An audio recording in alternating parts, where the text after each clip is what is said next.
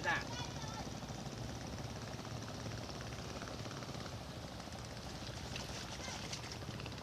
Nhà em ở đây cũng có à?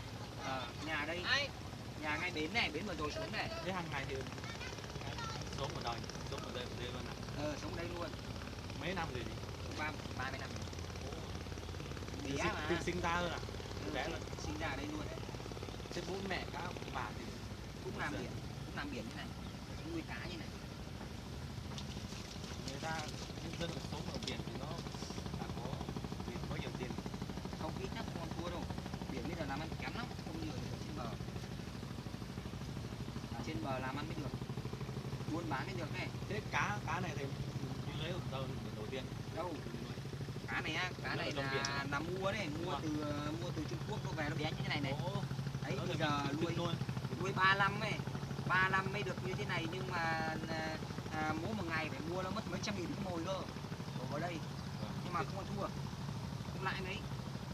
Thế nuôi mấy tháng thì được khoảng 1 cân 2 cân? Nuôi 25 mà 25 mới được đấy. 25 năm à? 25 25 25 thôi, 25 mới được. Cũng hơi đắt nhỉ, cá này cũng đắt. Ngon Ngon như cá ngon.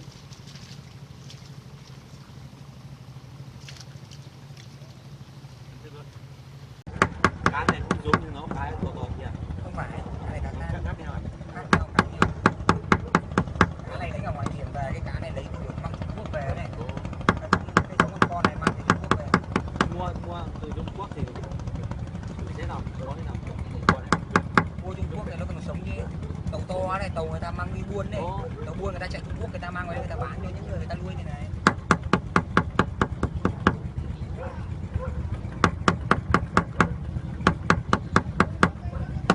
Mỗi ngày phải làm nuôi cá như vậy này.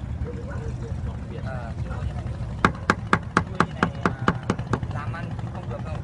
Một ngày để bỏ ra 200-300 nghìn đấy. Nhưng mà hàng năm nuôi nặng, còn tiền mình đi rút nợ thôi. Thì không được. Để túi không tiêu được, tiêu nhanh lắm.